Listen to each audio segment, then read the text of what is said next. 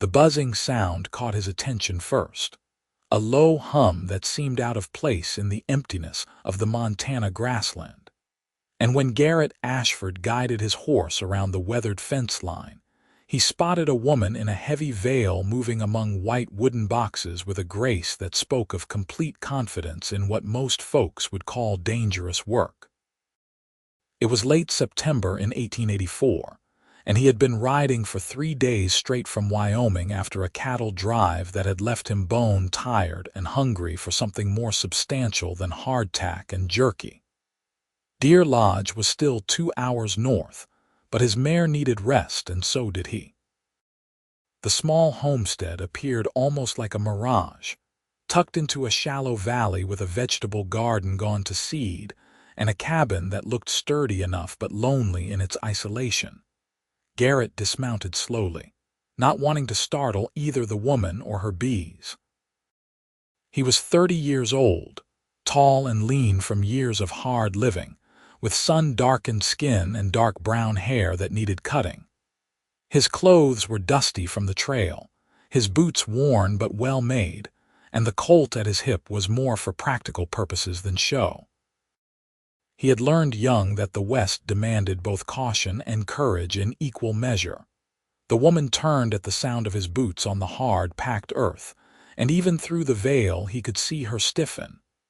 Her dress was simple calico, faded from washing and sun, but clean. She held a wooden frame dripping with honey, bees crawling over her gloved hands without apparent concern from either party. "Madam," he called out, keeping his distance and his hands visible. "I mean no trouble. My horse needs water, and I was hoping you might know if there is a stream nearby." She stood motionless for a long moment, and he could feel her assessing him, weighing the danger he might represent against the basic courtesy that frontier life sometimes demanded. Finally, she turned back to the hive, placed the frame carefully inside, and closed the wooden box with deliberate movements. Only then did she approach, stopping a good 10 feet away before lifting the veil from her face. She was younger than he expected, perhaps 24 or 25, with honey-colored hair pulled back in a braid and eyes the color of a summer sky. Her face was pretty despite the wariness etched into every feature, and there was a smudge of something dark on her cheekbone that might have been soot or dirt. "There is a creek beyond that rise," she said, pointing east. Her voice was low and careful, each word measured. "It runs clear and cold." "I thank you," Garrett said, but he did not immediately move. Something about the whole scene troubled him in a way he could not quite name. The cabin was too quiet, the homestead too still. "You out here alone?" Her chin came up, and he saw the flash of defiance mixed with fear. "That is not your concern." "No, madam, I suppose it is not," he agreed easily. "But it is getting on toward evening, and I have provisions enough to share if you were willing to trade a hot meal for some fresh meat. I shot a pronghorn yesterday, and the haunch is still good." Bethany Kincaid looked at the stranger with every instinct screaming caution, but her stomach betrayed her with a low growl that seemed loud in the quiet afternoon. She had been living on vegetables from her garden, honey, and the occasional rabbit she managed to trap for the past 2 months. Fresh antelope meat sounded like a feast. "I suppose that would be acceptable," she said slowly. "But you will need firewood. I have been conserving what I have left." A smile touched the corner of his mouth, transforming his weathered face into something warmer. "I will bring wood if you will share your table." Something about the simple offer, the straightforward bargain of it, eased the tightness in her chest just slightly. She nodded once, then turned toward the cabin. "Water your horse at the trough by the barn. The well is still good even if the pump is stubborn. I will prepare what I can inside." Garrett watched her go, noting the slight limp she tried to hide and the way she kept glancing back as though expecting him to do something threatening. Whatever her story was, it had not been an easy one. He led his mare to the trough, worked the reluctant pump until fresh water gushed out, then unsaddled the animal and rubbed her down with a handful of dried grass. The barn was empty except for a milk cow and a few chickens roosting in the rafters. No horse, no mule for plowing. That was trouble for anyone trying to work a homestead alone. He found a hatchet in the barn that needed sharpening but would do, and spent the next hour splitting wood from a fallen cottonwood he spotted near the creek. The work felt good after days in the saddle, his muscles burning with the familiar rhythm of swing and split. By the time he returned to the cabin with an armload of wood and the wrapped antelope haunch from his saddlebag, the sun was lowering toward the mountains, and the air had taken on the crisp edge that promised a cold night.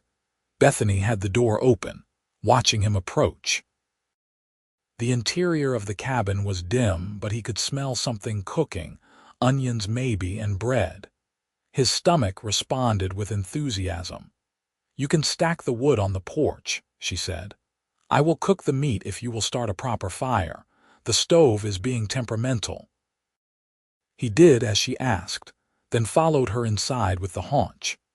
The cabin was small but well kept, with a table and 2 chairs, a narrow bed in the corner, shelves lined with jars of honey and preserves, and a cast iron stove that was indeed smoking more than heating.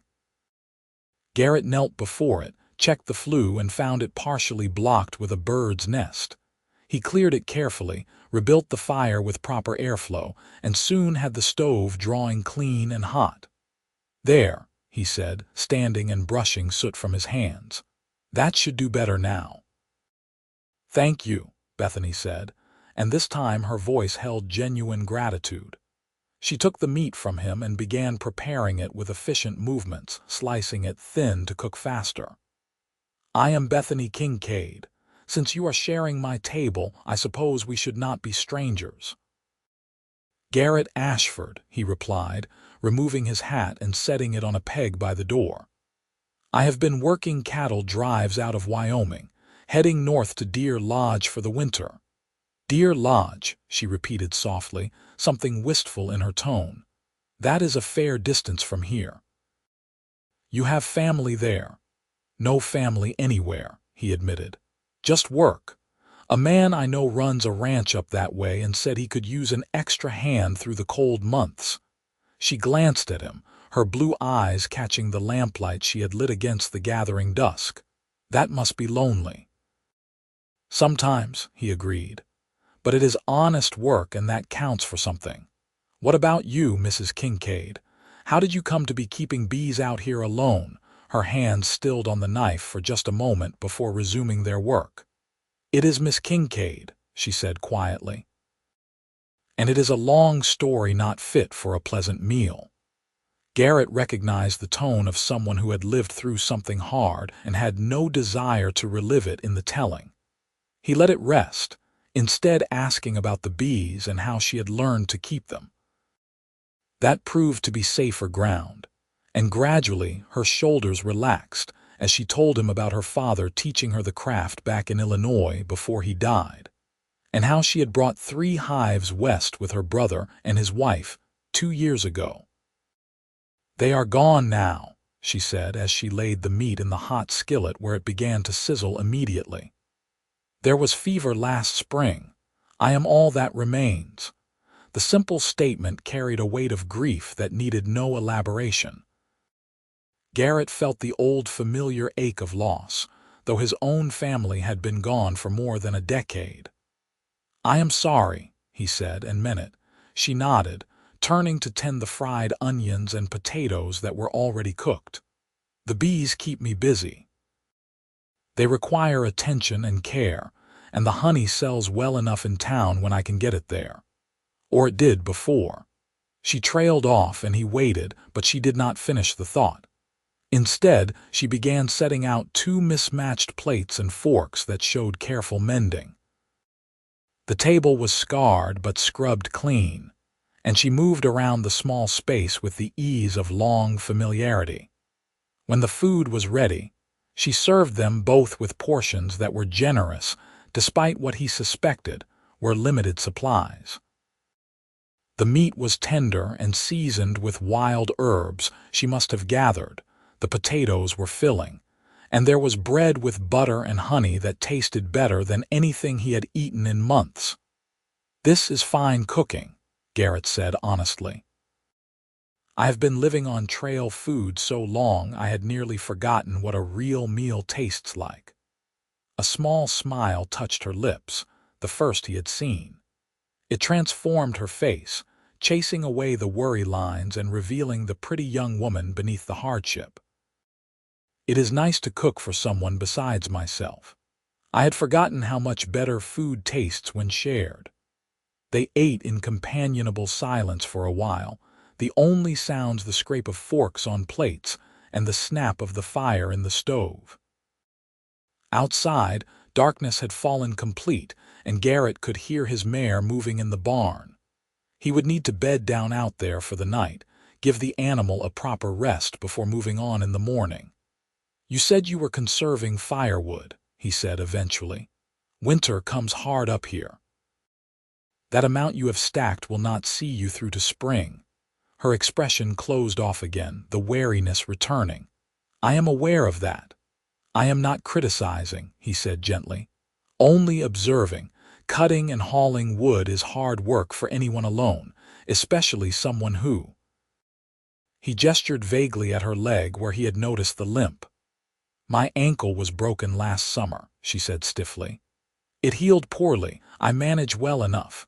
But she did not, and they both knew it. The evidence was everywhere in the struggling homestead, the empty barn, the dwindling supplies. She was surviving, but barely, held together by sheer determination and likely not much else. "I could stay a few days," Garrett heard himself say, surprising them both. "Help you lay in a proper woodpile before the snow comes. There is plenty of deadfall in those cottonwoods by the creek, and I notice your roof could use some patching on the north side. In exchange, you could feed me, and I would get some rest before moving on. A fair trade." Bethany studied him across the table, her blue eyes searching his face for something. Deception, maybe, or ulterior motives. He kept his expression open and honest, letting her look her fill. Finally, she said, "Why would you do that? You do not know me." "No," he agreed. "But I know what it is like to be alone and struggling. And I know that winter in Montana is not forgiving. If you were a man, I would offer the same, and if you refuse because I am offering it to you as a woman, well, that seems foolish when you clearly need the help." She flinched slightly at his bluntness, but then her shoulders sagged with what looked like relief. "I would be grateful," she said quietly. "Truly grateful. I have been trying to figure out how to manage the wood situation, and I—" She stopped, swallowed hard. "Yes, thank you, I accept your offer." Garrett nodded, pleased with the arrangement and trying to ignore the small voice in his head that suggested his motivations might be more complicated than simple frontier courtesy. There was something about Bethany Kincaid that drew him, a combination of vulnerability and strength that he found compelling. But he pushed that thought aside. He would help her, rest his horse, and then move on. That was the extent of it. They finished the meal, and Bethany insisted on cleaning up while Garrett carried his bedroll to the barn. She brought him an extra blanket that smelled of lavender and honey, her arms wrapped around herself against the cold night air. "It will get down near freezing tonight," she said. "That blanket is warm enough, but if you need more, you can knock on the door." "I will be fine," he assured her. "I have slept in worse conditions. You bolt that door and do not open it for anyone, understood?" She smiled faintly at his protective tone. "I have been managing my own safety for some time now, Mr. Ashford, but I appreciate the concern." "Garrett," he corrected. "If we are going to be working together, we may as well use first names." "Garrett," she repeated, and he liked the sound of it in her soft voice. "Then you must call me Bethany." "Bethany," he agreed and tipped an imaginary hat to her. "Sleep well. I will start on that wood pile come first light." She nodded and turned back toward the cabin, her limp more pronounced in her tiredness. He watched until she was safely inside and heard the bar drop across the door, then bedded down in the clean straw of the barn with his mare's gentle breathing for company. It had been a strange day, but not an unpleasant one. And as he drifted off to sleep, his last thought was of blue eyes and the taste of honey on fresh bread. Morning came with a rooster's crow from somewhere in the barn rafters, and Garrett woke to find frost on the ground and his breath misting in the cold air. He rolled out of his blankets, pulled on his boots, and stepped outside to find Bethany already up and moving around, feeding the chickens with handfuls of scattered grain. She wore the same dress as yesterday, and a wool shawl wrapped tight against the chill. "Good morning," she called out when she spotted him. "There is coffee on the stove and biscuits if you are hungry." He was always hungry after a cold night, and he told her so, earning another of those rare smiles. Inside the cabin was warm and smelled wonderful, the coffee strong and bitter in the best way. The biscuits were still hot, and he ate 4 of them with butter and honey while Bethany sipped her own coffee and watched him with amusement. "You are not lying about being hungry," she observed. "A man my size needs fuel," he said with a grin. "Especially if I am going to spend the day splitting wood." And that was how he spent it, along with the next 3 days. Garrett worked from sunup until dark, cutting and splitting enough wood to fill the lean-to beside the cabin to capacity, and then building a second pile covered with canvas to keep it dry. Bethany worked alongside him when she could, stacking the split pieces and clearing brush, though he noticed she tired quickly, and her ankle clearly pained her by afternoon. On the evening of the 3rd day, they sat on the porch steps together watching the sun set over the mountains in a riot of orange and purple. Garrett's shoulders ached pleasantly from the honest work, and Bethany looked more relaxed than she had when he arrived. There was color in her cheeks, and she had laughed twice during dinner, a sound he found himself wanting to hear again. "You have done more than I hoped," she said softly. "That wood should see me through until spring if I am careful. I cannot thank you enough." "It was a fair trade," he replied, though they both knew he had done far more than any 3 meals could compensate. "Your roof is patched too, and I reinforced that loose board on the porch. Should hold now." "You are a good man, Garrett Ashford," Bethany said, and there was something in her voice that made him look over at her. She was watching him with an expression he could not quite read, soft and a little sad. "I wish." She stopped, shook her head. "Never mind, you will be leaving tomorrow."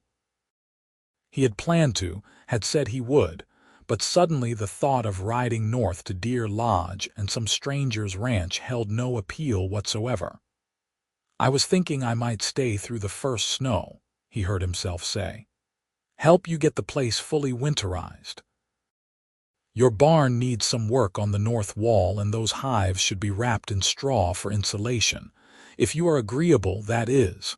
Bethany's eyes widened. "That could be weeks yet. I could not ask that of you." "You are not asking. I am offering." He met her gaze steadily. "Truth is, I am in no hurry. The work up north will keep, and I find I am enjoying the peace here. If my presence is unwelcome, I will go. But if you are willing to tolerate my company a while longer, I would like to stay." She was quiet for so long he thought she would refuse, and he was surprised by how much that possibility bothered him. But then she smiled, really smiled, and his chest tightened in a way that had nothing to do with sore muscles. "I would like that," she said simply. "Very much." So Garrett stayed, and the days fell into a comfortable rhythm.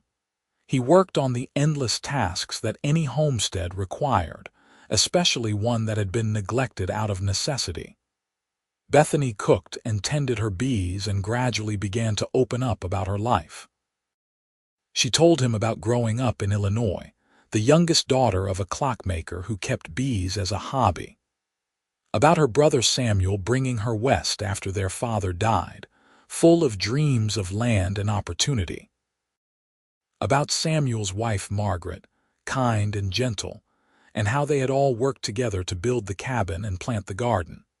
And she told him, haltingly, about the fever that took them both within a week of each other last April, leaving her alone on a homestead she could not manage by herself.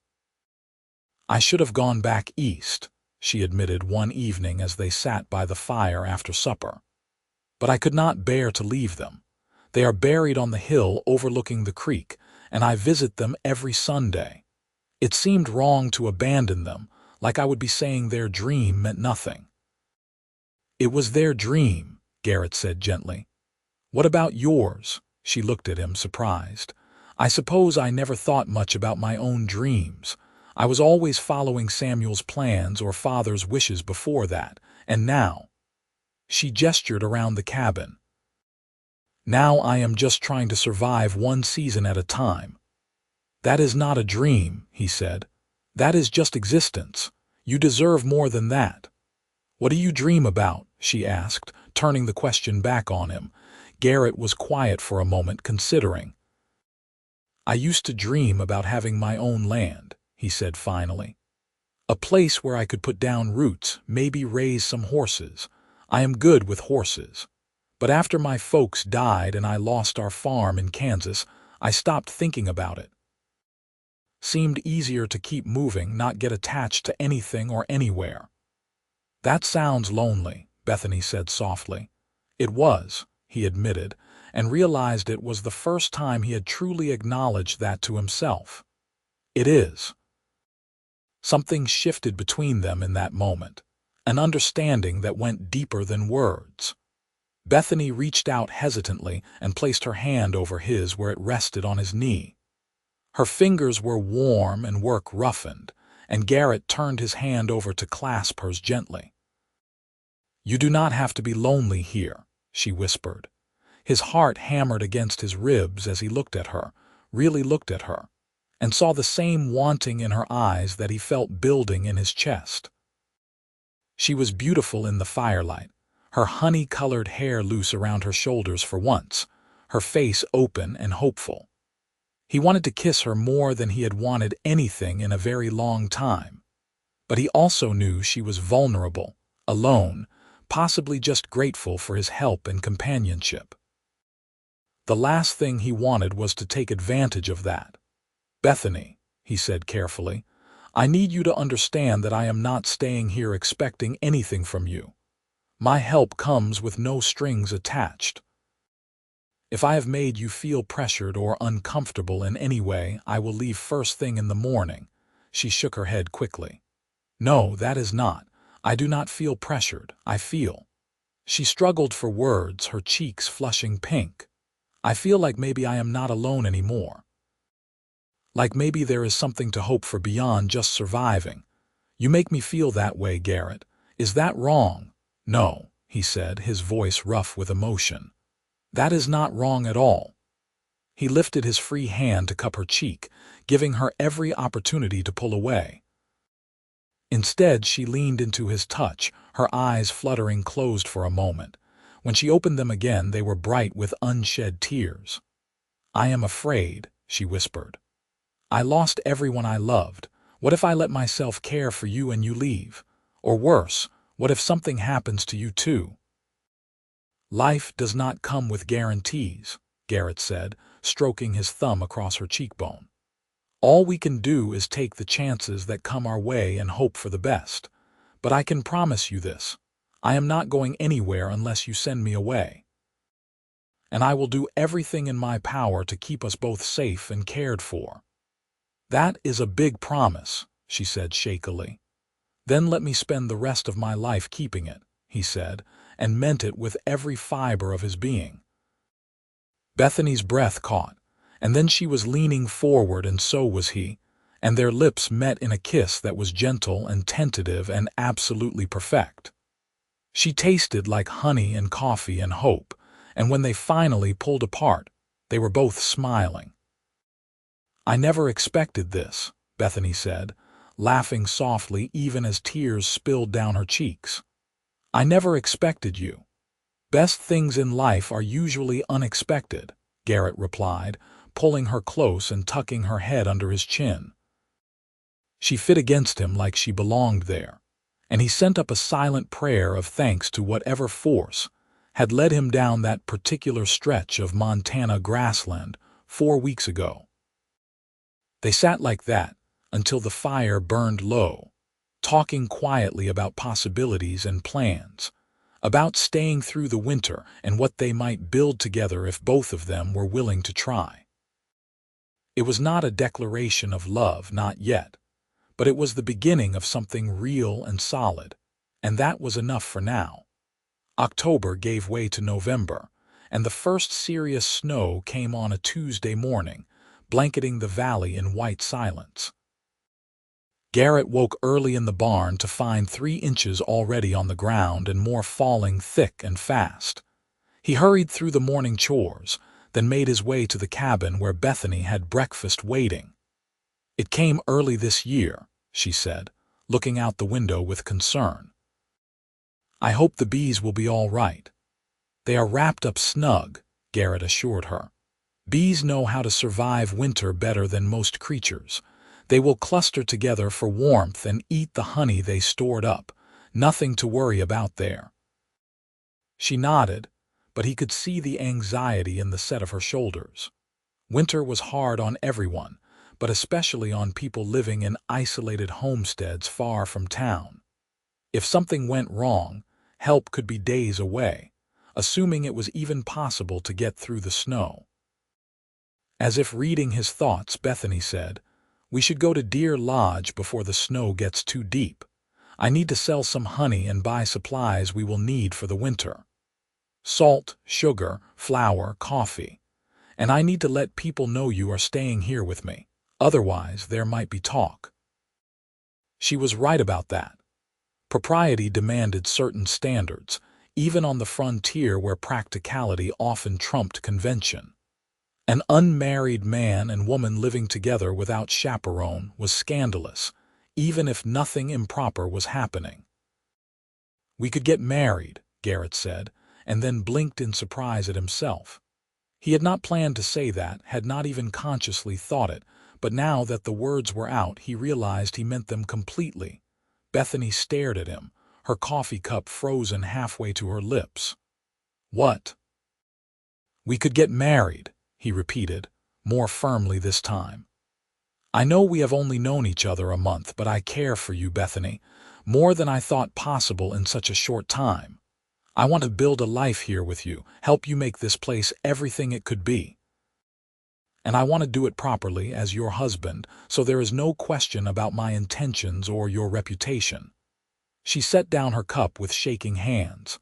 "Garrett, that is a serious commitment. Are you certain? You barely know me." "I know enough," he said firmly.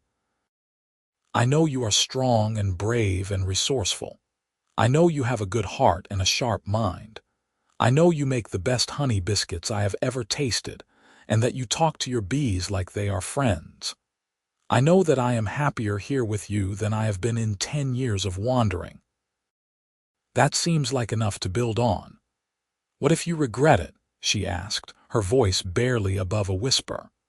"What if you wake up one day and realize you have tied yourself to a woman with a bad ankle and a failing homestead, and you wish you had kept riding north?" Garrett moved around the table and knelt before her chair, taking both her hands in his. "Look at me," he said softly. When she did, he continued, "I spent a decade running from anything that felt like permanence because I was afraid of losing it like I lost my family's farm. But you have made me realize that hiding from loss is not the same as living. I want to live again, Bethany. I want to build something that matters, and I want to do it with you. So yes, I am certain." Tears were streaming down her face now, but she was smiling. "I care for you too," she said. "So much it frightens me sometimes. When I wake up in the morning, the first thing I think about is whether you are awake yet and what we will talk about over breakfast. And at night, I lie in bed wishing you were not out in the barn, wishing you were here with me. Is that terrible to admit?" "No," he said, his own throat tight with emotion. "That is honest, and I feel the same way." "Then yes," Bethany said, pulling one hand free to cup his face. "Yes, I will marry you, Garrett Ashford, and we will build something wonderful together." He kissed her then, deeper and more passionate than before, pouring all his relief and joy and hope into it. She responded with equal fervor, her fingers tangling in his hair, and when they finally broke apart, they were both breathless and laughing. "We should go to Deer Lodge soon," Bethany said practically, even as she remained in his arms. "Before the weather gets worse. We can get married there and purchase supplies all in one trip."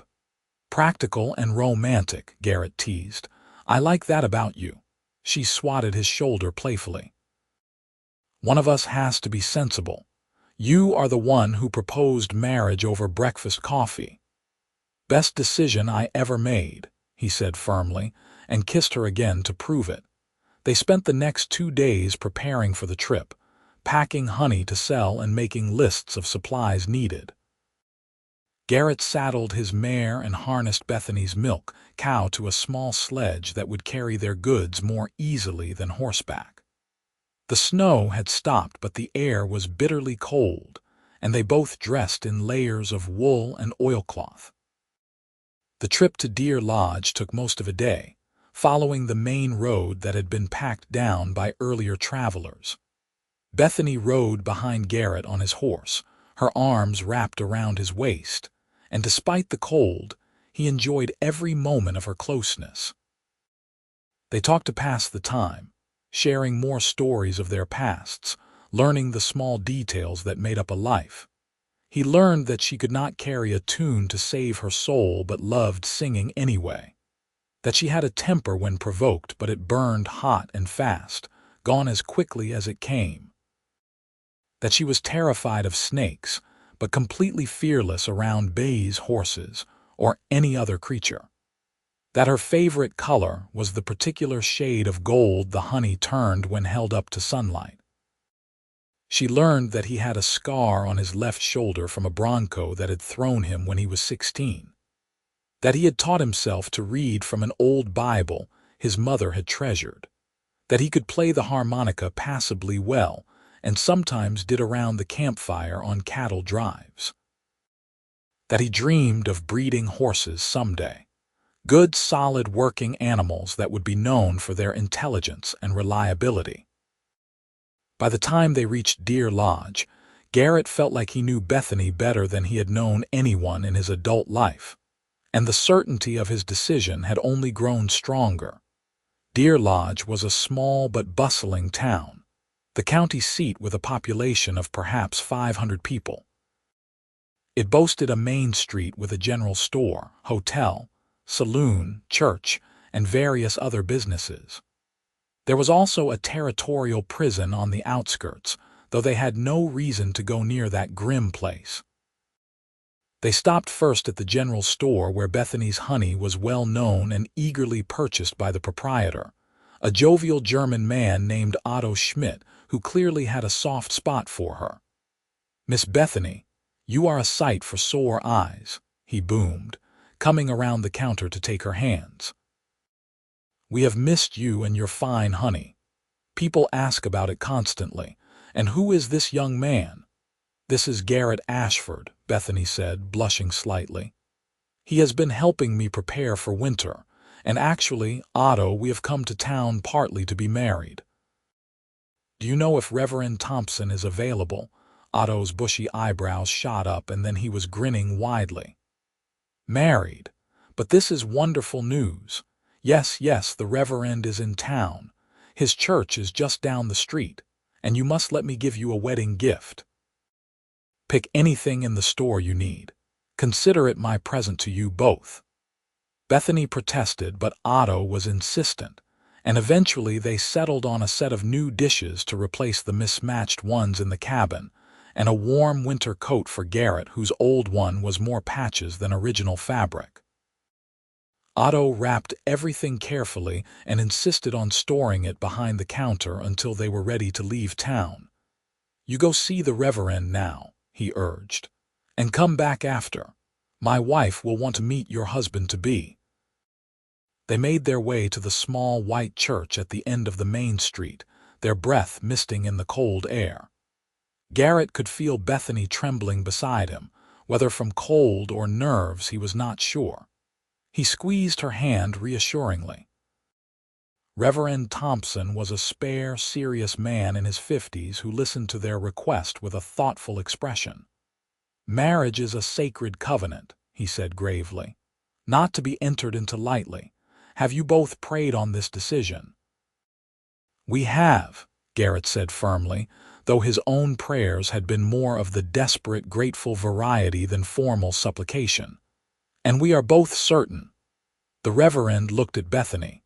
"Miss Kincaid, I have known you since you came to this valley. You have suffered much loss.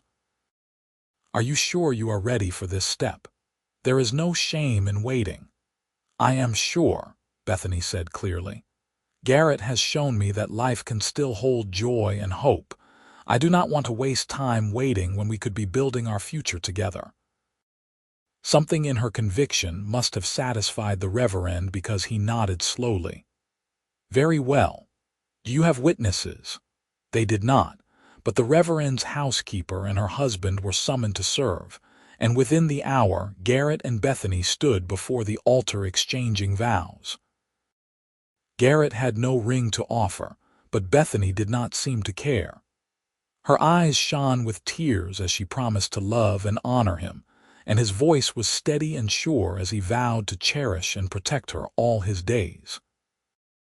When the Reverend pronounced them married and said Garrett could kiss his bride, he did so tenderly, aware of their audience but unable to resist showing some measure of what he felt.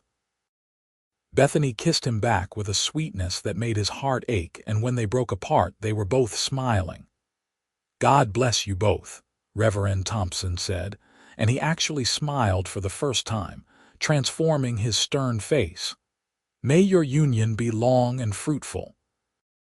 They thanked him and his witnesses, then stepped back out into the cold afternoon as husband and wife. It felt surreal and wonderful and slightly terrifying all at once. Garrett pulled Bethany close and kissed her forehead. "How are you feeling, Mrs. Ashford?" he asked. She laughed, the sound bright and joyous. "Like I want to dance in the street, like I want to shout it from the rooftops, like I cannot quite believe this is real." "It is real," he assured her, "and we have the rest of our lives to prove it to each other." They returned to the general store where Otto and his wife, a plump, cheerful woman named Greta, insisted on opening a bottle of wine to toast their health. Several other townspeople who had heard the news stopped by to offer congratulations, and by the time they finished their shopping and loaded the sledge with supplies, the sun was lowering toward the mountains. "We should stay at the hotel tonight," Garrett said, noting Bethany's tiredness. "Start back fresh in the morning." She nodded gratefully, and he secured them a room at the modest hotel. It had a real bed with a thick mattress and clean linens, a luxury after weeks of him sleeping in the barn. The proprietor, a widow woman named Mrs. Chen, offered them dinner in the small dining room where several other guests were eating. The meal was simple but well prepared, beef stew with fresh bread and apple pie for dessert. They ate slowly, savoring both the food and the novelty of being served. Around them, other travelers and townspeople talked and laughed, creating a warm hum of humanity that felt comforting after the isolation of the homestead. But eventually, the meal was over and there was nothing left to do but retire to their room. Garrett felt suddenly nervous in a way he had not expected. This was his wedding night, the first time he would be truly intimate with Bethany, and he wanted it to be right. He wanted her to feel cherished and safe, not pressured or afraid. As if sensing his thoughts, Bethany took his hand as they climbed the stairs. "I am nervous too," she whispered. "But I trust you." That simple statement steadied him. He unlocked the door to their room and let her enter first.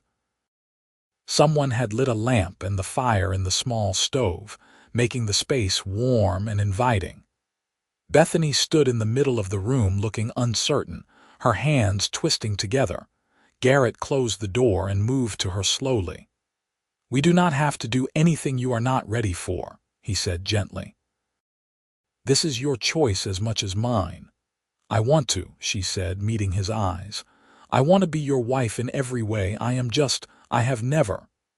"Neither have I," he admitted. "Not like this. Not with someone I care about the way I care about you." Her expression softened. "Then we will figure it out together." He kissed her then, slowly and thoroughly, letting his hands roam over her back and waist while hers clutched his shoulders. They undressed each other with fumbling fingers and nervous laughter, and when they finally came together in the narrow hotel bed, it was with tenderness and genuine care. There was awkwardness, certainly, and some pain for Bethany that made him pause until she urged him to continue. But there was also profound intimacy and connection. Afterward, they lay tangled together under the quilts, Bethany's head on his chest and his arms wrapped around her. She traced idle patterns on his skin, her touch feather light. "That was not what I expected," she said softly. Garrett tensed. "In a bad way." "No," she said quickly, rising up on her elbow to look at him. "In a wonderful way. I expected it to feel awkward or embarrassing, but it just felt right. Like we belonged together this way." Relief flooded through him. "That is exactly how I felt," he admitted. "Like coming home." She smiled and kissed him gently. "We are home," she said. "Wherever we are together, that is home now." They made love again later, slower and with more confidence, and when they finally slept, it was with the deep contentment of two people who had found something precious and rare. Morning came too soon, but they woke tangled together and shared sleepy kisses before rising to face the day.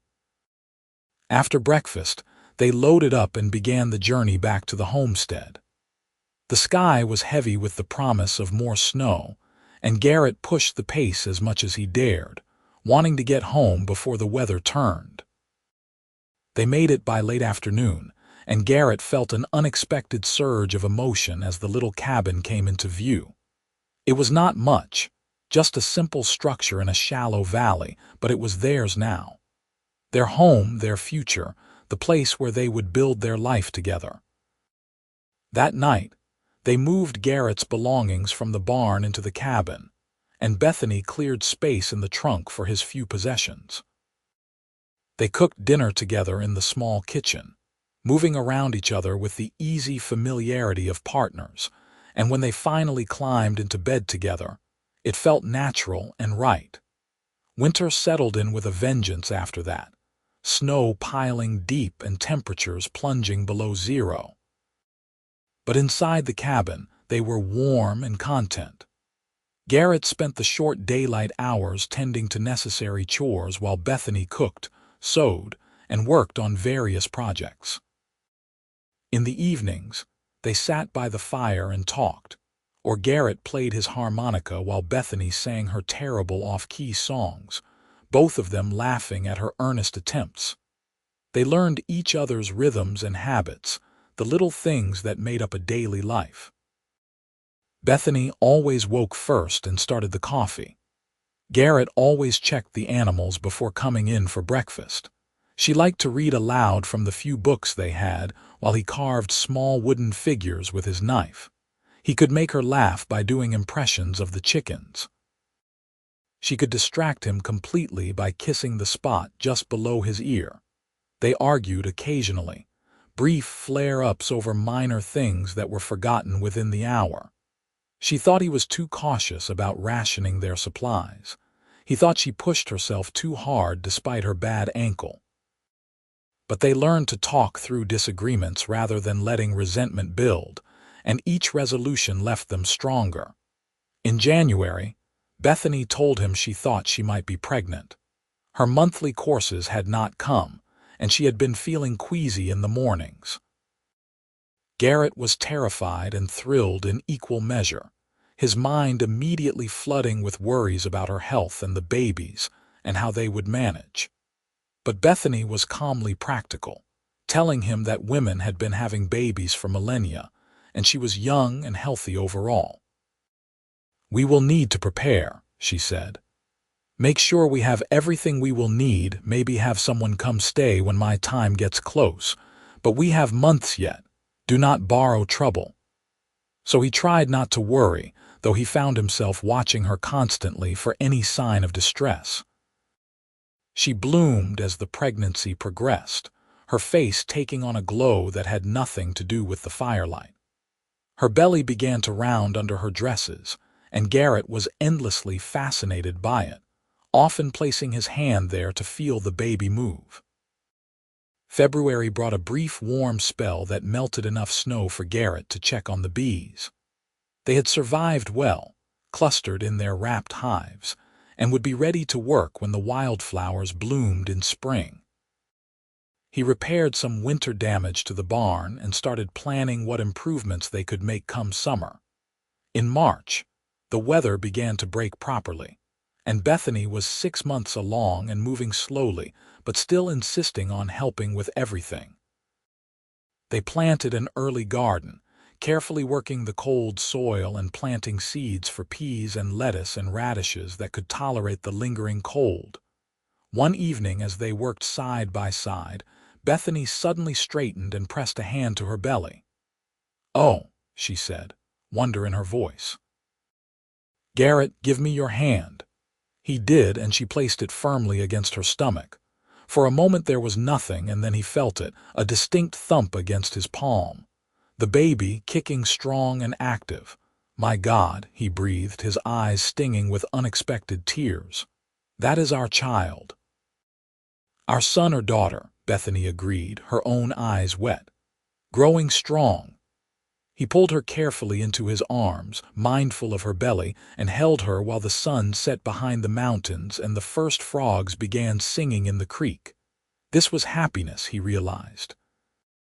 Not the grand, dramatic kind from dime novels, but the quiet, steady kind built from shared work and small moments. The kind worth fighting for, worth building a life around. April arrived with wildflowers and longer days, and the bees emerged from their hives ready to work. Bethany supervised while Garrett helped her check each colony, making sure they had survived the winter intact. All 3 hives were healthy and strong, already bringing in pollen from the early blooms. "We should get more hives," Bethany said thoughtfully. "Build up the apiary. Honey sells well and the work is not too physically demanding. We could make a real business of it." Garrett liked that idea. "We could also start breeding horses," he suggested. "I have been thinking about it all winter. There is good grazing here and plenty of space. We could start small, maybe buy a good mare or 2 and a quality stallion, build a reputation for solid working stock." They made plans sitting on the porch in the warm spring sunshine, dreaming together about what they could build. A real working ranch with horses and bees and maybe some cattle eventually. A barn expansion to house everything properly. Perhaps another cabin if their family grew large enough to need more space. "We need to think of names," Bethany said one evening in May as they lay in bed together, her belly large between them. "For the baby, we should have a few options ready." "For a boy, what about Samuel?" Garrett suggested. "After your brother." Bethany was quiet for a moment, then nodded. "I would like that. He would have been honored," she thought a moment. "For a girl, maybe Rose. It was my mother's name." "Samuel or Rose," Garrett agreed. "Good strong names." But as it turned out, they needed both. Bethany's labor started on a warm June morning 3 weeks before they expected it. Garrett was in the barn when she called out to him, her voice tight with pain. He found her bent over the table, breathing hard, a puddle of fluid at her feet. "The baby is coming," she said unnecessarily. You need to go get Mrs. Weber from the neighboring homestead. She has delivered babies before. Quickly, Garrett. He did not want to leave her, but he had no choice. He rode hard to the Weber place, 3 miles east, and pounded on their door until the startled couple emerged. Mrs. Weber, a sturdy German woman in her 40s, took one look at his face and started giving orders. You ride back with me, she told Garrett firmly. Heinrich, you go to town, fetch the doctor just in case. Go now. The ride back seemed to take forever, though it was less than 30 minutes. They found Bethany on the bed, gripping the sheets and panting through contractions that were already coming fast. Mrs. Weber took one look and shooed Garrett out of the cabin. You boil water and stay out of the way, she ordered. This is women's work. So Garrett paced the porch like a caged animal, listening to the sounds from inside the cabin and feeling utterly helpless. He had faced down stampedes and outlaws and brutal winter storms without flinching, but the sound of Bethany in pain unmanned him completely. He prayed desperately to a God he had mostly ignored for years, making wild bargains and promises if only she and the baby would be all right. The afternoon wore on into evening, and still the sounds continued. He was seriously considering bursting through the door whether Mrs. Weber liked it or not when suddenly he heard it. A baby's cry, thin and outraged. His legs nearly gave out with relief. The baby was here, alive and crying, which had to be good. But then, before he could even process that, he heard Mrs. Weber's startled exclamation and another voice, this one Bethany's, saying something he could not quite make out. The door opened and Mrs. Weber appeared, her sleeves rolled up and her face flushed. You have a son, she said, smiling broadly. A fine, healthy boy. And she paused dramatically. You also have a daughter, twins, Mr. Ashford. Your wife has given you twins. Garrett stared at her, unable to process the words. Twins, he repeated stupidly. Yes, 2 babies, both healthy, both crying like they are angry at the world. Your wife is tired but well. You can come in now. He entered the cabin on shaking legs to find Bethany propped up against pillows, looking exhausted and radiant and more beautiful than he had ever seen her. In her arms were 2 tiny bundles, and she was crying and laughing at the same time. Garrett, she said, her voice hoarse. Look what we made. A boy and a girl, both perfect. He knelt beside the bed, hardly daring to breathe as he looked at his children. They were impossibly small, red-faced and squalling, with tiny fists waving in the air. One was slightly larger than the other, and both had dark hair plastered to their heads. Can I? He asked hesitantly, and Bethany carefully transferred one of the babies to his arms. The weight was so slight, the body so fragile, and Garrett was terrified he would break something. But the baby, his daughter, settled against him with a sigh that seemed far too world-weary for someone minutes old.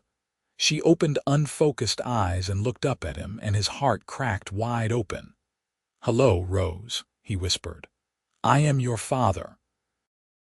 I am going to protect you and love you every day of my life. Bethany was sniffling, watching him with the other baby, their son, cradled against her chest. You are a natural, she said softly.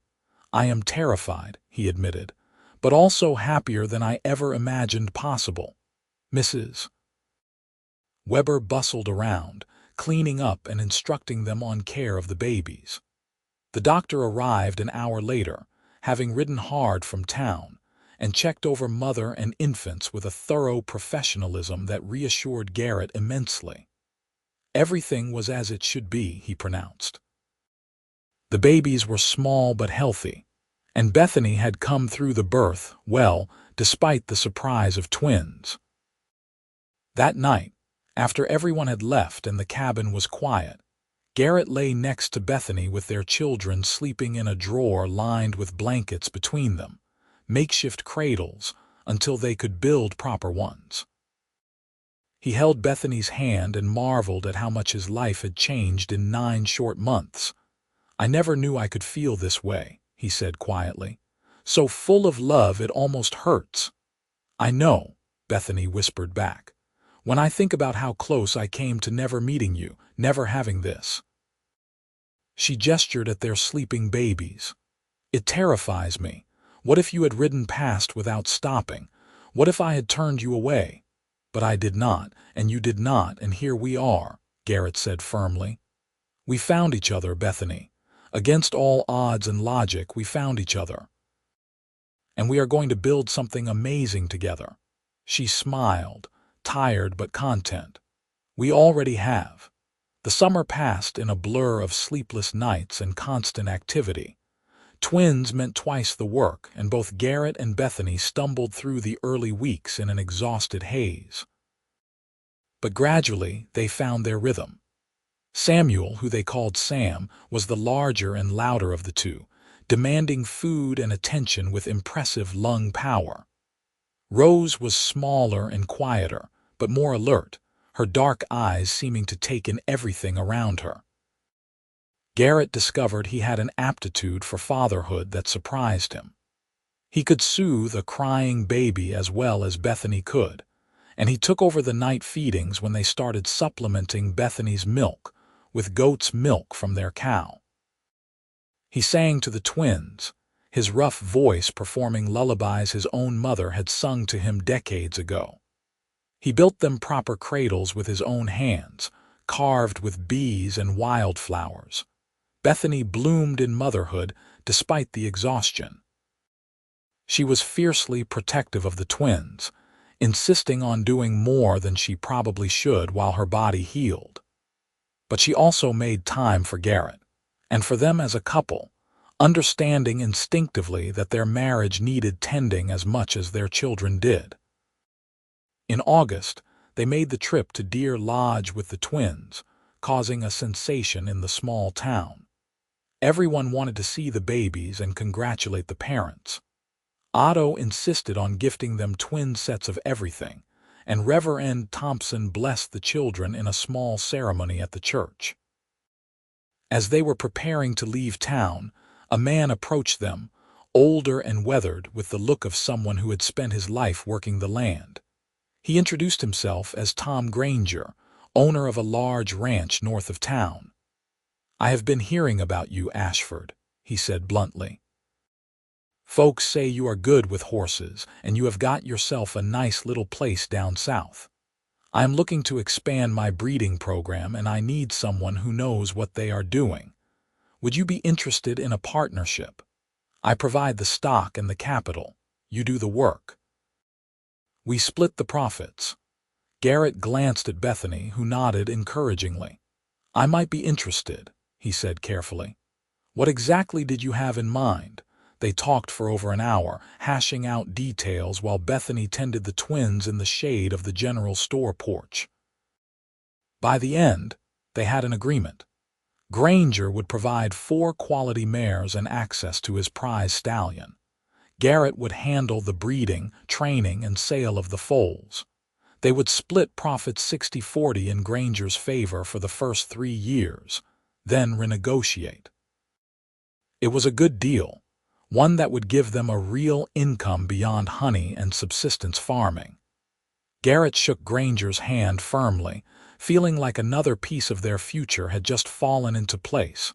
That fall was busy with preparations. They expanded the barn and built proper corrals for the horses that would arrive in spring. Bethany's honey production had been excellent, and they sold nearly 50 jars at premium prices.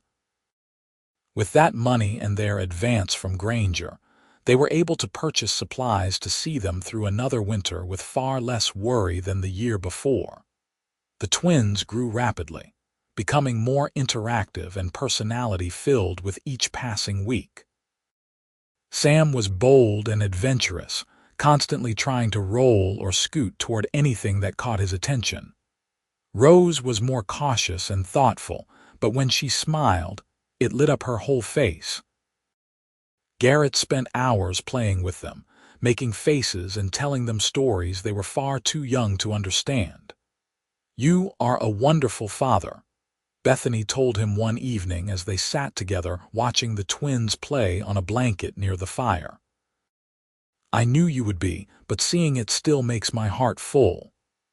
"I never imagined myself as a father," Garrett admitted.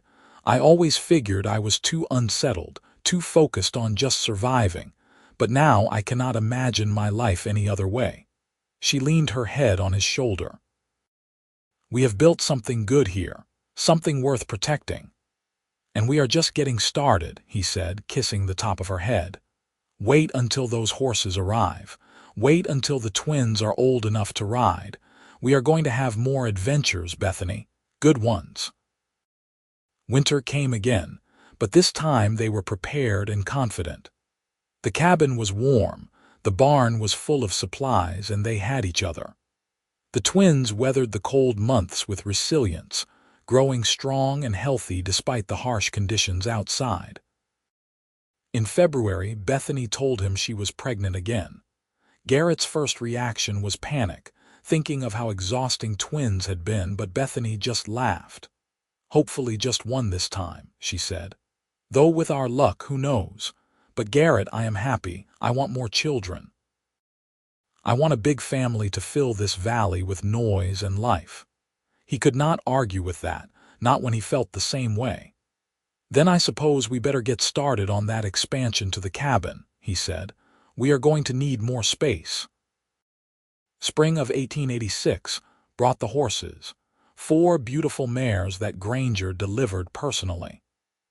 Garrett spent weeks working with them, assessing their temperaments and beginning the careful process of introducing them to Granger's stallion. Breeding horses was as much art as science, and he approached it with the same attention to detail he brought to everything else. By summer, all 4 mares were confirmed in foal, and Garrett could hardly contain his excitement. This was the realization of a dream he had nearly given up on, and it was happening because Bethany had given him a home and a reason to stay in one place long enough to build something lasting. The twins celebrated their first birthday in June with a small party that included the Webbers and a few other neighboring families. Sam smashed his honey cake with enthusiastic glee while Rose ate hers neatly with her fingers, their different personalities on full display. Garrett took dozens of mental pictures, knowing these moments were fleeting and precious. In September, Bethany gave birth to their 3rd child, this time just one baby as she had hoped. They named him Jacob, and he had his mother's blue eyes and a calm disposition that was a relief after the intensity of the twins. Bethany recovered quickly this time, her body knowing what to do, and within weeks, she was back to her normal activities, just with another baby on her hip. The horse breeding was a success. 3 of the 4 mares delivered healthy foals the following spring, and Garrett began the process of training them for sale. He had a gift for it, a patience and intuition that the horses responded to. Word spread, and soon people were traveling from Deer Lodge and beyond to see the Ashford horses. By 1888, their homestead had transformed completely. The original cabin had been expanded with 2 additional rooms for the growing family. A second barn housed the expanding horse herd. The bee colonies had grown to 8 hives, producing more honey than Bethany could have imagined when she first started. They had hired a young man from town to help with the heavier work, and they were planning to add cattle to their operation the following year. The twins were 4 now, wild and energetic, constantly exploring and getting into mischief. Sam wanted to be involved in everything his father did, trailing after Garrett with endless questions and boundless enthusiasm. Rose was quieter but equally determined, and she had inherited her mother's way with bees, showing no fear as she helped Bethany tend the hives. Jacob, now 2, was the peacemaker of the family, sweet-natured and easygoing. In the evenings, they gathered around the table together, a family of 5, and Garrett felt blessed beyond measure. Sometimes he thought back to that day 4 years ago when he had heard the buzzing and found a lonely woman tending bees in the middle of nowhere. It had seemed like such a small moment at the time, an insignificant encounter that could have gone differently 100 ways. But he had stopped, and she had let him stay, and they had built something extraordinary together.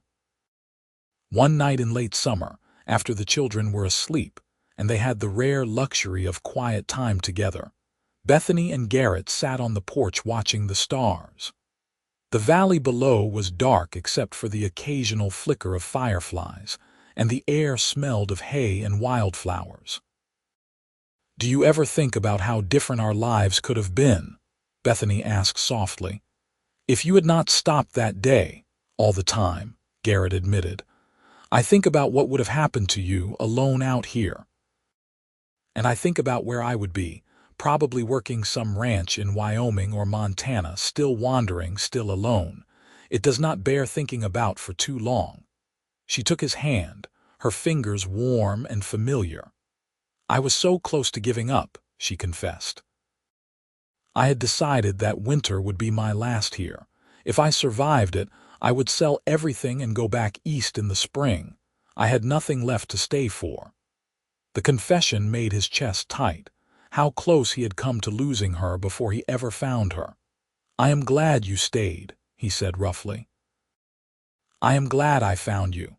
We found each other," she corrected gently. "And look what we have built. 3 beautiful children, a thriving business, a real home. Sometimes I have to pinch myself to believe it is real." "It is real," Garrett assured her, pulling her close. "And it is only going to get better. We have our whole lives ahead of us, Bethany. All those years I wasted wandering, I was really just trying to find my way here to you." She kissed him then, sweet and deep, and he responded with the passion that had never diminished despite the exhaustion of raising 3 small children and running a homestead. They were partners in every sense of the word, and he loved her more with each passing year. "Come on," Bethany said, standing and tugging his hand. "The children will be up early and we should take advantage of the quiet while we can." He followed her inside willingly, closing the door on the star-filled night and the peaceful valley. Behind that door was his family, his future, everything that mattered. It was more than he had ever hoped for, more than he deserved, and he would spend the rest of his life being grateful for the day he heard bees buzzing in the Montana grassland and found a lonely woman brave enough to share her table with a stranger. The years continued to roll forward with the relentless rhythm of seasons changing and children growing. By 1890, the Ashford homestead was well established and respected throughout the region.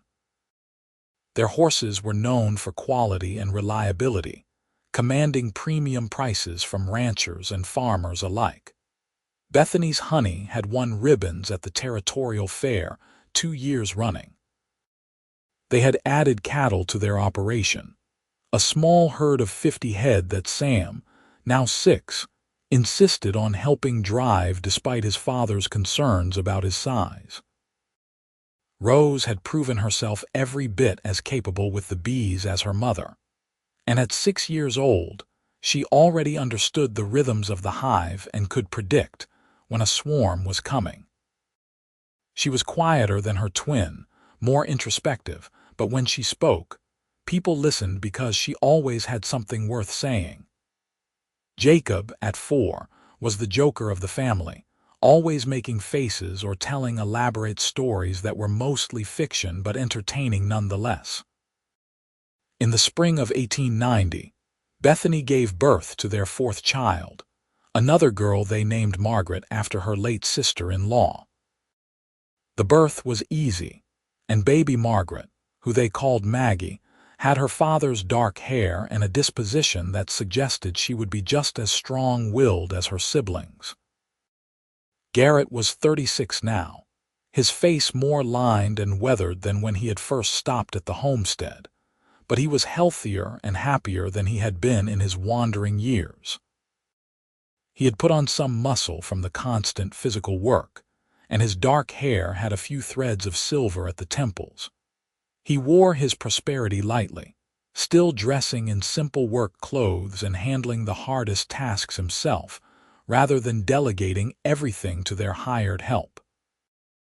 Bethany was 30, still beautiful despite the marks of bearing 4 children, her honey-colored hair often escaping its pins and her hands' work roughened but gentle. She had grown into her role as matriarch of their growing family with grace, managing the household and her business ventures with equal competence. The limp from her old injury was barely noticeable now, except when she was tired, and she moved with confidence through her days. Their partnership had only strengthened with time.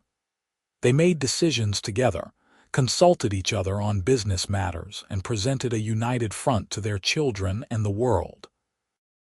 They still made time for each other despite the chaos of family life, stealing moments alone when they could, maintaining the connection that had brought them together in the first place.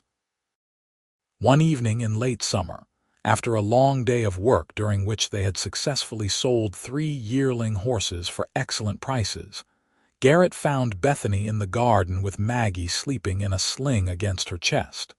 She was harvesting tomatoes, her face peaceful in the golden hour light. "We did well today," he said, coming to stand beside her. "Those horses went for more than I expected." "Your reputation precedes you," Bethany said with a smile. "Everyone knows an Ashford horse is worth the premium price. You have built something remarkable, Garrett." "We have built something remarkable," he corrected, slipping an arm around her waist carefully so as not to disturb the sleeping baby. "None of this would exist without you. You gave me a reason to stay, a reason to build instead of just survive." She leaned into him, her head on his shoulder. "Do you ever regret it? Settling down, taking on a wife and children? You could have kept your freedom." "Never," he said firmly. "Not once, not for a single moment. You and the children are my freedom, Bethany. Freedom to be who I was meant to be, to build the life I was meant to live. Everything before you was just marking time." She turned her face up to his, her blue eyes soft. "I love you, Garrett Ashford, more now than even on the day I married you." "And I love you," he replied, kissing her gently, "more than I have words to express." They stood like that as the sun set, surrounded by the evidence of their shared labors. The garden heavy with vegetables, the barn full of horses and cattle, the cabin expanded to hold their growing family, and the hives humming with industrious bees. It was everything Garrett had never known he wanted, and he was grateful for it every single day. As night fell, they gathered the children for supper around the large table Garrett had built to accommodate their growing family. Sam and Rose chattered about their day's adventures. Jacob told an outrageous story about a talking chicken that had everyone laughing, and Maggie nursed contentedly while Bethany ate one-handed with the ease of long practice. This was life, Garrett thought. Not the dramatic adventures of dime novels or the lonely wandering of his youth, but this. Family dinners and children's laughter and the quiet satisfaction of work well done. The warmth of his wife beside him and the knowledge that they had built something that would outlast them both. After the children were in bed, he and Bethany sat together on the porch as they had countless times before, watching the stars come out over the valley. The bees were quiet in their hives, the horses settled in the barn, the cattle bedded down for the night. Everything was peaceful and right. "I have been thinking," Bethany said quietly, "about the future, about what happens when the children are grown and we have more time again." "What about it?" Garrett asked, curious. "I think we should travel," she said. "See some of the country beyond Montana. Maybe visit the ocean, or those giant trees in California you have told me about. We could take a year, just the two of us, and explore." The idea surprised him but also appealed in a way he had not expected. What about the ranch? Sam will be old enough to run things by then with help from our hired men, and Rose can manage the bees. We have built this place to last beyond us. We should live a little, enjoy what we have worked so hard to achieve. Garrett pulled her close, kissing her temple. That sounds wonderful, he said. Though to be honest, anywhere with you sounds wonderful. You could suggest we travel to the moon and I would probably say yes. She laughed, the sound bright and joyful. Let us stick to California for now, though who knows what the future holds. The future holds whatever we make of it, Garrett said.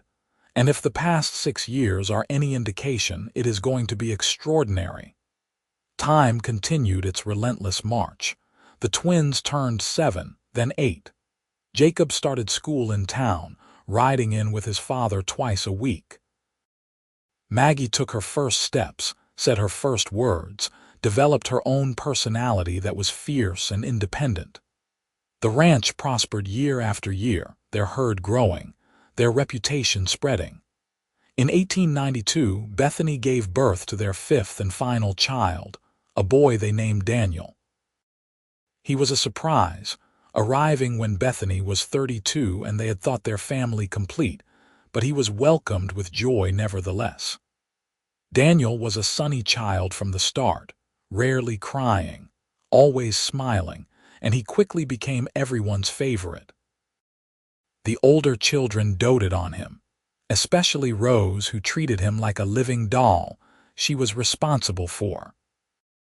Sam, now 8 and very serious about his role as oldest son, took it upon himself to teach his youngest brother everything important, which mostly consisted of how to properly feed horses and why cows were stupid but useful.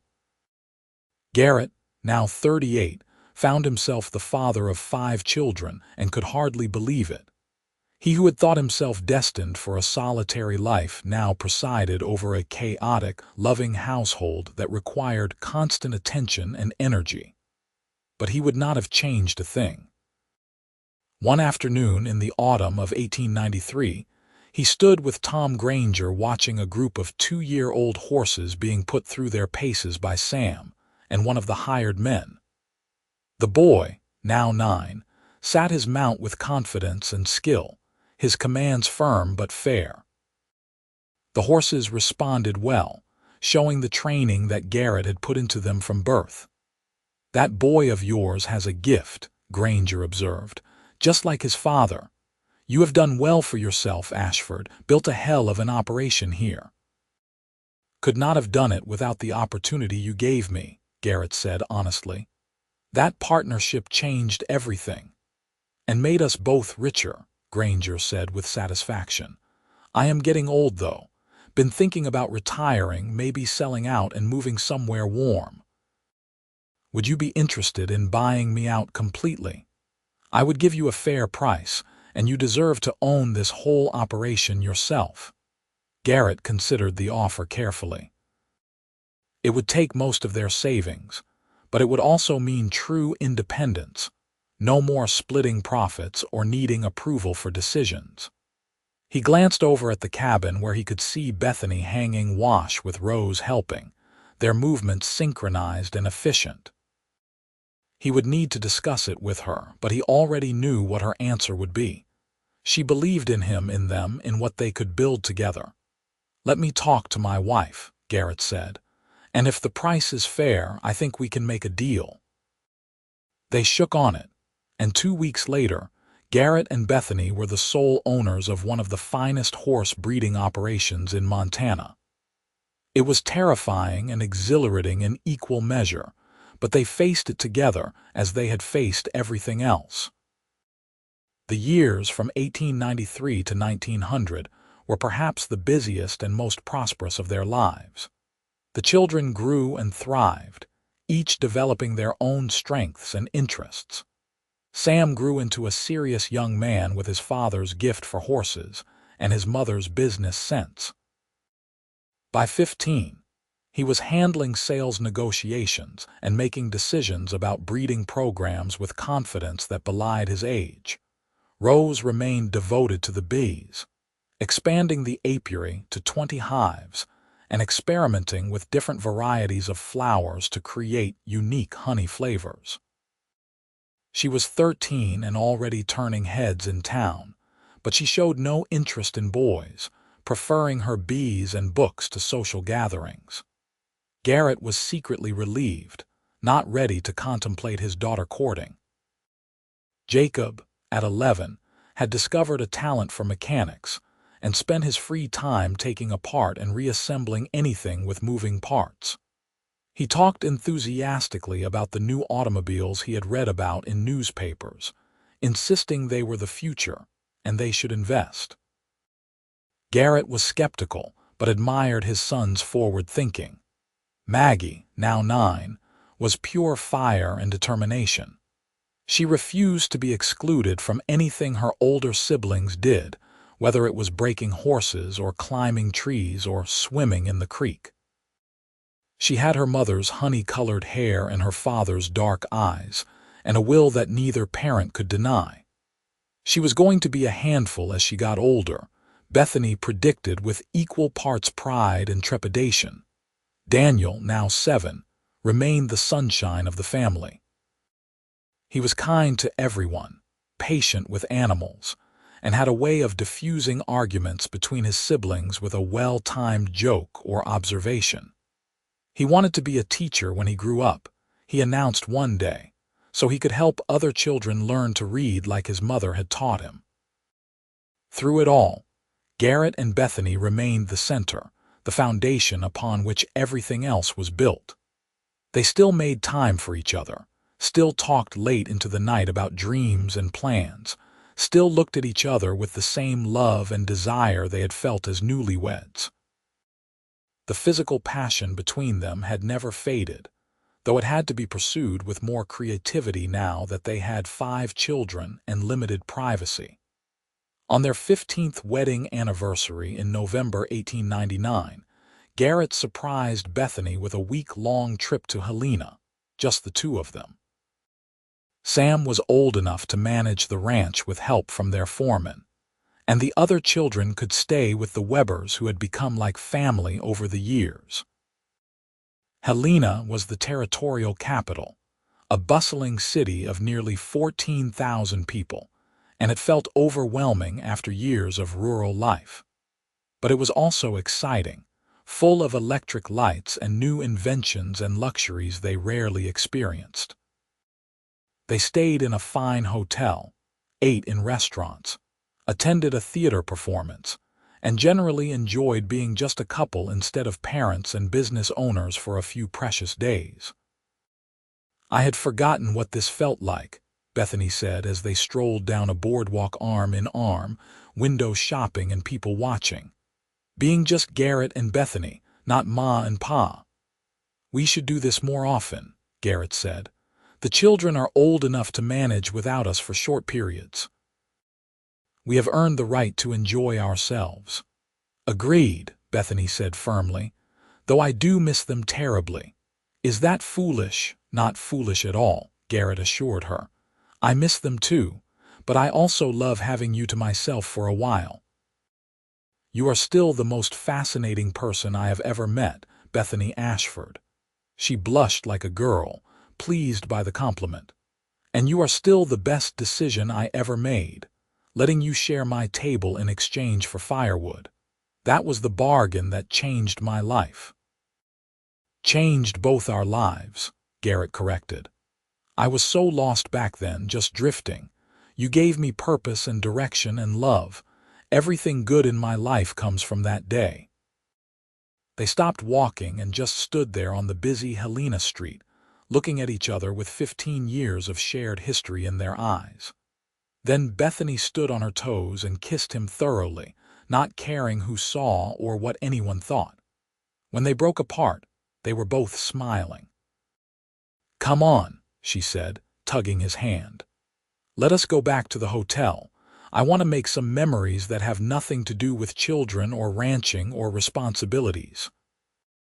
Garrett was more than willing to oblige, and they spent the rest of the afternoon enjoying each other with the freedom and abandon of their youth, reaffirming the connection that remained as strong as ever.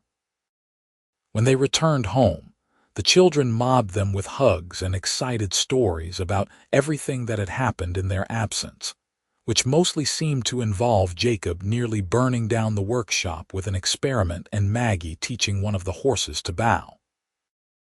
But everything was intact and running smoothly, proof that their children were growing into capable young people. As the new century dawned in 1900, the Ashford family gathered together to celebrate and reflect. They were now a prosperous, well-established clan with deep roots in the Montana soil. The twins would be 16 that summer, practically adults. The younger children were growing fast, developing into interesting people with their own dreams and goals. Garrett was now 46, his hair gone mostly gray, his face deeply lined from years of sun and wind. But he was still strong and vital, still able to work a full day and then play with his younger children in the evening. He had become a respected figure in the region, known for his integrity and the quality of his stock.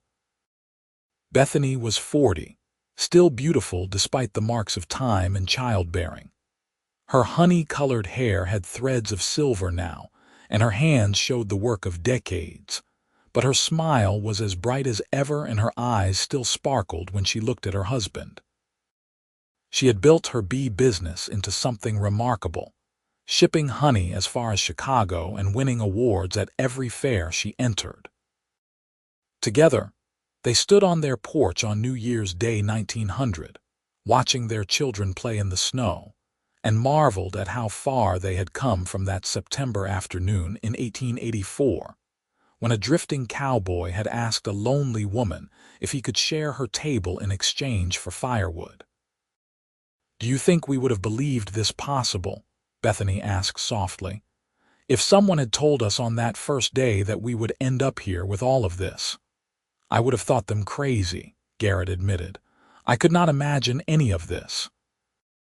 Could not imagine you or our children or this life we have built. It seems too good to be real." "But it is real," Bethany said, squeezing his hand. "We made it real together, and we are not done yet. We have many years ahead of us still." "Many years," Garrett agreed. "And I intend to spend every single one of them loving you and being grateful that I stopped for water that day. And I intend to spend them being grateful that I was brave enough to let you stay," Bethany replied. They stood together in the crisp winter air, watching their children build snowmen and have snowball fights, and felt the deep contentment of people who had found what they were looking for, even when they had not known they were searching. Behind them, the bees slept in their insulated hives, waiting for spring. In the barn, the horses stood warm and well-fed, their bloodlines prized throughout the territory. And all around them was the land they had worked and nurtured and loved into prosperity. As the years continued to pass, the Ashford family remained close-knit, despite the natural changes that came with time. Sam married at 21, bringing home a practical young woman named Clara who fit seamlessly into the family and gave them their first grandchild in 1906. Rose never married, choosing instead to devote herself to her bees and to writing, publishing a well-regarded book on beekeeping that became standard reference material throughout the West. Jacob left for college in 1904, studying engineering and eventually working for an automobile manufacturer in Detroit, though he came home every summer and Christmas without fail. Maggie surprised everyone by becoming a teacher like Daniel had dreamed of doing, running the school in Deer Lodge and terrifying children into excellence with her fierce dedication. Daniel himself eventually became a veterinarian, setting up practice in town and working closely with his father's breeding program. Through it all, Garrett and Bethany remained the heart of the family, the anchor everyone returned to. They grew old together gracefully, their love deepening and maturing like good wine. They finally took that trip to California in 1910, spending 3 months exploring the coast and marveling at the giant redwoods. They visited Daniel in veterinary school and Jacob at his factory, proud of their sons and the men they had become. They became grandparents many times over as their children married and had families of their own. The homestead that had once been isolated and lonely became the center of a sprawling extended family that gathered there for holidays and celebrations, filling the valley with noise and laughter and life. In 1925, on a warm June afternoon, Garrett and Bethany sat on their porch watching their great-grandchildren play in the yard while their grandchildren tended to the horses and bees that still thrived on the land. Garrett was 71 now, his body finally showing the wear of 7 decades of hard living. Bethany was 65, her movements slower but her mind still sharp. "We did it," Garrett said softly, taking her hand. "We built something that will outlast us, something good and true." "We did," Bethany agreed, her voice trembling slightly with age and emotion. "And it all started with you asking if you could share my table." "Best deal I ever made," Garrett said with a smile. "I offered firewood and got a family, a home, and a lifetime of love in return. That is quite a bargain." She laughed, the sound still as lovely to him as it had been 41 years before. "I think I got the better end of that deal. You gave me hope when I had none, purpose when I was drifting, and love beyond measure. I would make that trade again in a heartbeat." They sat in comfortable silence for a while, hands clasped, watching the living legacy they had created together. The bees still hummed in expanded apiaries, now tended by Rose and several of the grandchildren. The horses still ran in pastures now managed by Sam and his sons. The land still produced abundantly, fed by decades of careful stewardship. "No regrets?" Garrett asked, as he had asked her many times over the years. "Not a single one," Bethany replied firmly, as she always did. "None whatsoever," he said. "Every moment, even the hard ones, led us here. I would not change a thing." As the sun set over the Montana mountains, painting the sky in shades of gold and rose, Garrett and Bethany Ashford sat together on the porch where they had spent thousands of evenings before, surrounded by the evidence of their shared life and the family they had created together from nothing but hope and hard work and love. They had taken a single moment of kindness, a simple exchange of firewood for a meal at a lonely woman's table, and turned it into something remarkable that would echo through generations. And as the stars began to appear in the darkening sky and their great-grandchildren's laughter drifted up from the yard, both Garrett and Bethany knew, with absolute certainty, that they had lived exactly the life they were meant to live, together.